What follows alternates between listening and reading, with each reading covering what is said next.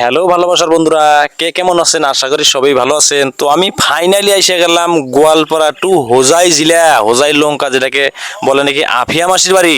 তো আফিয়া মাসির বাড়িতে ফাইনালি আমি আইসা পড়ছি, কিন্তু আফিয়া মাসির সাথে কি কি ভিডিও বানাবো আমি না বানাবো সমস্ত আপনাদের পরবর্তীতে দেখাবো। কিন্তু তার আগে আফিয়া মাসির বাড়ির আশেপাশে ভিউগুলো কীরকম, কত ধরনের সিনারি পাওয়া যায় সেই বস্তুগুলো আমি আপনাদের দেখাবো।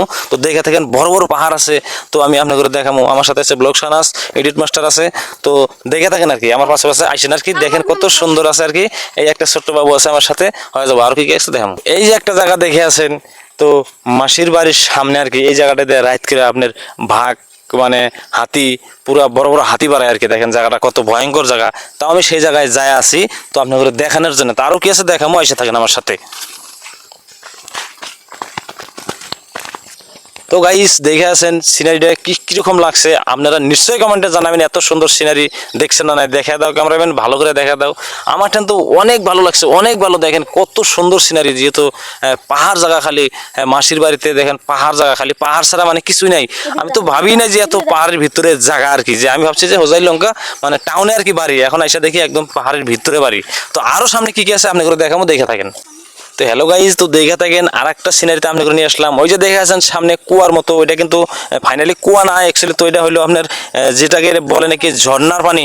এই ঝর্ণার পানি কিন্তু আফিয়া মাসির বাড়িতে খায় আর কি, এই জন্যই খায়, মানে এই জায়গায় কোনো টিউবওয়েল বা কল হয় না আর কি, যেহেতু বোরিং হয় না, পাথর জায়গা আর কি। দেখেন এইগুলো পানিগুলো খায়, দেখেন কত ঠান্ডা ঝর্ণার পানি, কি ভাল লাগছে দেখাত।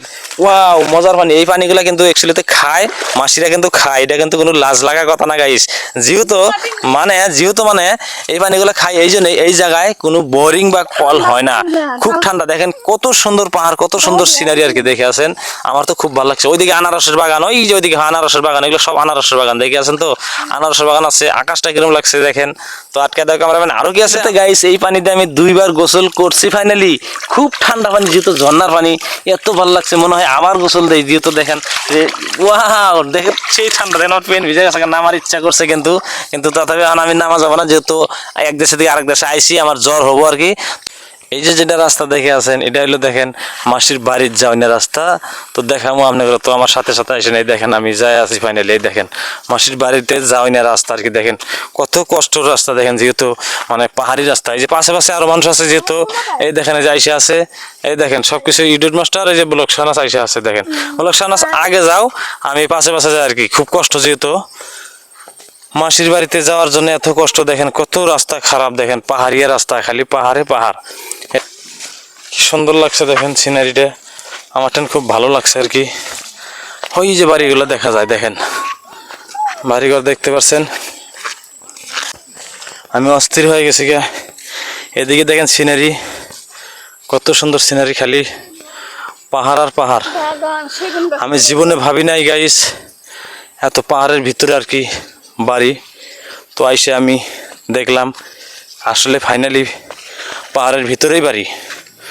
তো কীরকম লাগছে সিনারিগুলা, তো আপনারা নিশ্চয় কমেন্ট করবেন, আর ভিডিওটা ভালো লাগলে শেয়ার করে দিবেন। তো যারা যারা হয়তো ভাবছেন আমি আফিয়া মাসির বাড়িতে আসবো, তো ফাইনালি দেরি না করে আইসা পড়বেন, যারা যারা ভাবছেন আইসা পড়বেন।